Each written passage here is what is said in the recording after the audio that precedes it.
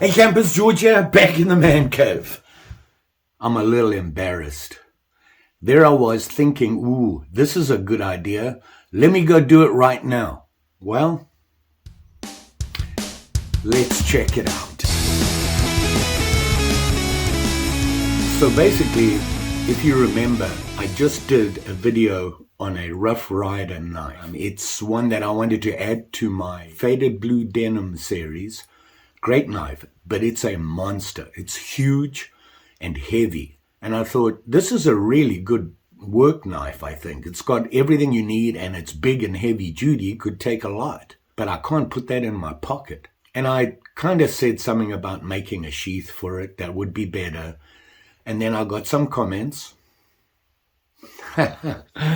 saying something about sheaths. And I thought, you know what? Let me just go ahead and do that. In fact, I'll do it right now. And I rushed into the man cave and got on it right away. I can do this. I've made sheaths before, no problem.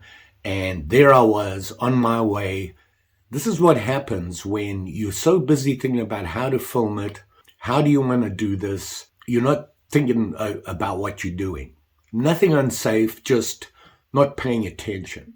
So I had decided to do the video, just film it, and then do a talk over explaining each process. I thought that would be a good idea. I'm sure people there, I've had a lot of comments, people saying that they'd like to try that. Maybe they should do that. And it's really not that hard. The problem is you got to pay attention to what you're doing and have a plan in mind and a series of things you need to do. Well, I didn't. So this is what happened. So I got the knife out, and the idea was to show you it's really heavy, big, bulky, not going to go in my pocket. And I found me some leather pieces lying around that just happened to be the right size. So the idea was to make a sheath using a baseball stitch, just like I do on my optional knife mods that I do and I make a sheath for. And then Mary started her nonsense. What are you doing? Huh? Aye.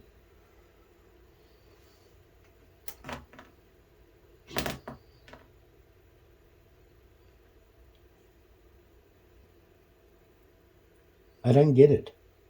Are you bored? Back to work. Here what I do is, because I'm doing the baseball stitch, I need to mark how far in I want that stitch on either side of the edges. Typically I use about 1/8 of an inch in and then punch the holes in, and that normally works just fine. And it did here. Here you can see me measuring the edges where I'm going to punch the holes. And I just use my awl, run it down the leather. You won't even, for some reason, I don't know why, after a while that mark goes away if you don't do it too hard. So you won't even notice it on your leather once you're done. So I got the length done. I measured the length, how deep I want the knife in there. Then I had to come up half the thickness of the knife because it's going to fold in and I'm going to have to do the stitching on that. So I had to do that measurement and then check it, obviously, to make sure it's fine. Then I get the punches and I punch all the way up. Now, they got to match both sides, so I started from the bottom and moved up. Now, what you need to do is to keep it straight, you've got to keep it on that line. You want to make sure your holes line up when you punch, and the way to do that is to overlap the holes as you go up and punch, and keeps it straight. Now, on the bottom here, I decided just to do one punch on either side because I was going to have the cutout in between them, where that cutout for the water hole and that sort of thing on your sheath. So there it is there. Now, I don't like to whack through with the punches that I have. I just want to mark them, mark the holes, and then I go back and use my awl to widen the holes. Now, you got to be careful here, because when you widen those holes, if you take too long, they actually close back up. Not all the way, but it makes it really difficult getting a needle through. Now what I'm doing here is I've chosen my thread and I'm measuring how much I need. The way to do that is I use the saddle stitch method, which is 7 to 8 times the length of the stitch line. And that gives you enough with a little bit left over at the end so that you can finish off. 7 or 8 times the length is a pretty good number. Then what you do is you get 2 needles the same size and you put them on either side of the ends of the thread. You're going to be using both, and you're going to be using both at the same time. Now here I am marking out the cutout. Now I'm just using a triangle. I measured how high up I want that hole to be, because you want to be able to see the bolster a little bit shining through the bottom. It's always a good look.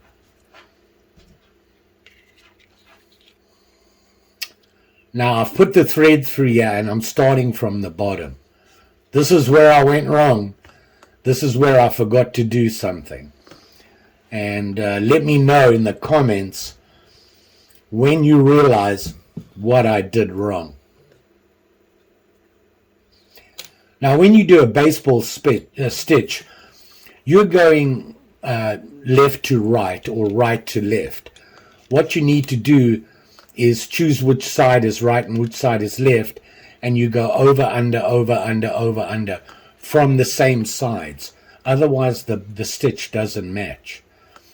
What I've found is finding a little dowel like this and putting it in there helps me when I'm stitching it to keep the edges facing each other. Otherwise they just sit straight up, and this helps. Now when you put the die on and you put the knife in there, it'll round off. Now you can see here what I'm talking about. I went from over on the bottom to under on the top. Now I turned it around and I'm going to go over and over the other stitch, over the top of it and under. And I do that all the way through. So that if you look at the stitch here, and you're going to be able to see what I'm talking about, one side is always over the other stitch.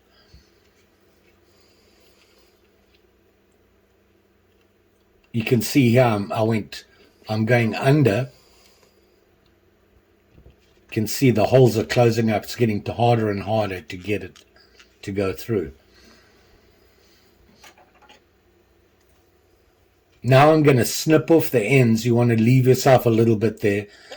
Because it's wax coated, which is a great thing, when you burn the ends off like this, and you'll see here, you light them up and then just push them in and they melt together so they won't come undone.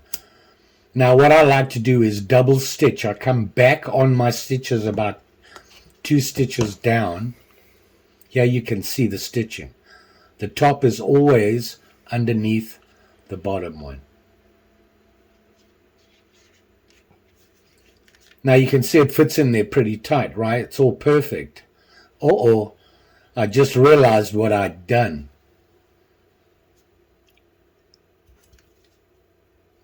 I forgot to put the sheath strap on for your belt. I've stitched it all up. That's a problem. So I thought about what I'm going to do here, and I'm just cutting the strap there, and I'm going to land up punching holes on either side. What I'm showing you here is how I would normally do it. I would fold it over at the top, stitch it on, bend it over, and then stitch it again. Now I clean up the edges there, just cut off the corners. You don't want any sharp edges. Then use this tool to just peel off that sharp edge along the top. It just finishes the leather better.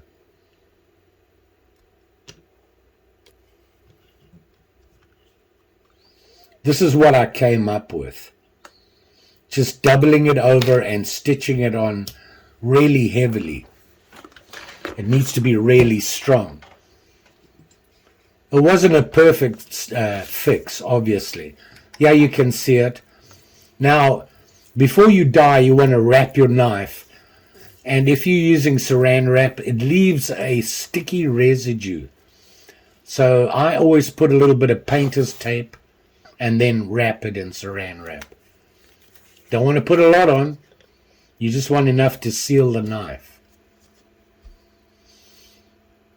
And now I've got my dye archer, and if you watch when you put it in, you can actually see how quickly it just sinks into the leather. The leather just sucks it right up. And you want to get in all the nooks and crannies.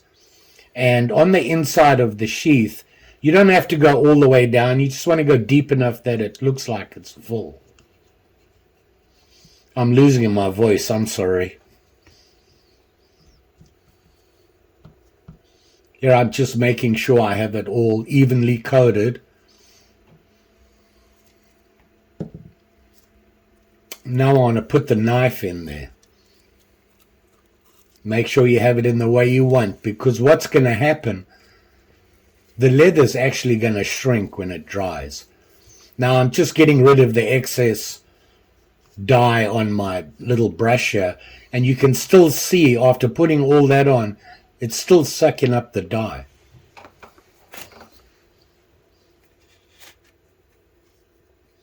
Now I have to leave it overnight to really dry properly. So there you go. Old age and treachery will get you every time. Just not paying attention, was so busy filming, trying to do a video that would be helpful to everybody, was thinking about how to do each step and how to show it, and of course I'd be thinking about the talk over on the video. So there, George, how did that work for you? Yeah. Pay attention, campers. That was embarrassing. I originally thought, well, that's it, I'm done with the video. Then I thought, well, I could unpick it all. And I thought, no, I don't want to do that. So as you saw, I came up with a kind of sort of fix. Not perfect. And here it is here. I had dyed the leather. Get it out, and you can see the sheath here. Now, this is about as ugly as you're going to get for a sheath. Will it work? It's solid. I actually, if you look, put extra stitching on the back to really solidify the loop.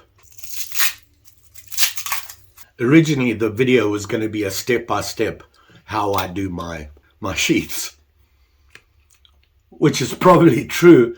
I know I have done that before.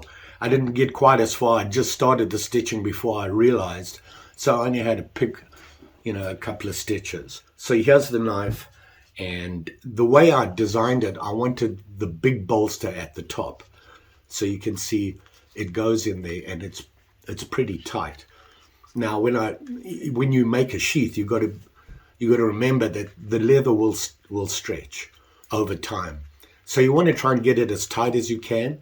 I'm sorry, I'm still recovering from the flu, and I got a really bad cough, so I'm kind of all congested. You want that leather as tight as you can get it, and you can see when you put the dye on everything, you put the knife in, you can see that the sheath is actually kind of sort of formed onto the knife, which is a good thing. And over time it will stretch a little bit, but you want to get it as tight as you can so it's not going to fall out. And this is a heavy knife. It's not. I kind of sort of recovered from my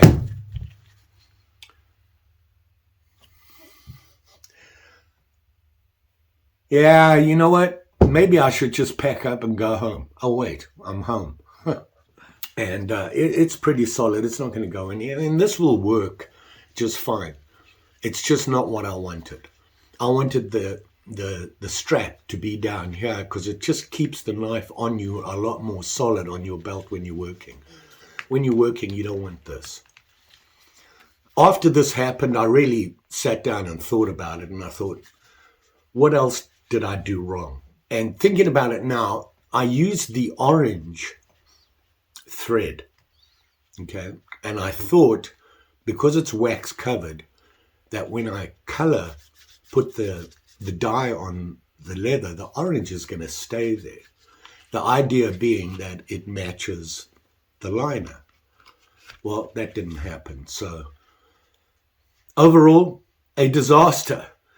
I'm not big on hiding stuff from people. I like to show you what happens, things that happen. And I'm not perfect, obviously. So what I think to do, I'm going to unpick this and fix this. And I'm going to unpick it and redo it with the orange again, because the dye did go in. And I wanted to get that highlighter on the actual sheath.